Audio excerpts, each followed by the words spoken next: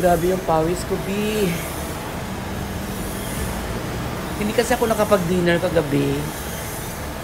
Kasi ang dami-dami kong kinain doon sa salon kahapon. Kaya kagabi, hindi na ako nag-dinner. Kasi diet nga, di ba?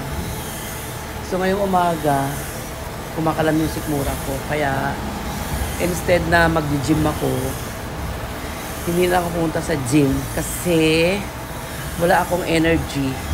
Kasi nga hindi ako kumain kahapon ng dinner. Kailangan talaga kumain kasi. And then, ayaw ko rin mag-breakfast ng umaga. Ng maaga. Tamad ako magluto para pumunta sa gym. Kaya naisipan ko, dito na ako sa bahay. Kasi meron naman kaming ganyan. So, nasa 30 minutes na akong, ang ingay naman ng naghahakot ng basura. 30 minutes na akong nagsa-cycling. Resistance 8 lang. Tapos naka-burn ako ng 234 calories. At grabe yung pawis ko.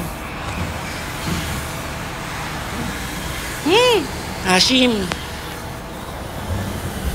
Charot lang. Amoy baby. And then, ayan. Ito, be. Nakita ng mga kasambay namin doon sa may labas ng kondo. Tatapunan nila.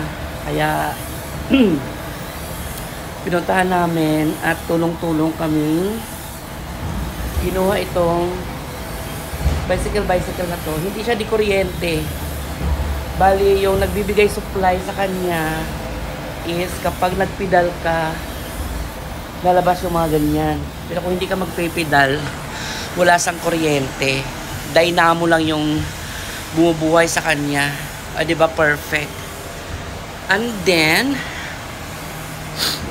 ako na yata ang gumagamit dito. Wala na. Grabe. Kahit ganito din gagawin mo everyday, pagpapawisan ka talaga. Kasi ako nasanay na akong pagpawisan every morning. Pero nyo naman, grabe yung pawis ko. Tumutulo na. Grabe. Kaya kayo, be, ugaliin nyo mag-exercise every morning para healthy yung heart at healthy yung katawan. Malayo tayo sa sakit. Lalo na sa mga tumatanda o nagkakaedad or habang bata ka pa, ugaliin mong mag-exercise. Hindi yung pagising mo sa umaga, cellphone agad yung inaatupag mo. Ganyan. Kahit 20 minutes, 30 minutes lang. Bike-bike or lakad-lakad o kaya lukso-lukso. Pwede na yon. O, diba? Bukas mag-gym ako. Yun lang, nakipag-chismisan lang ako. Bye!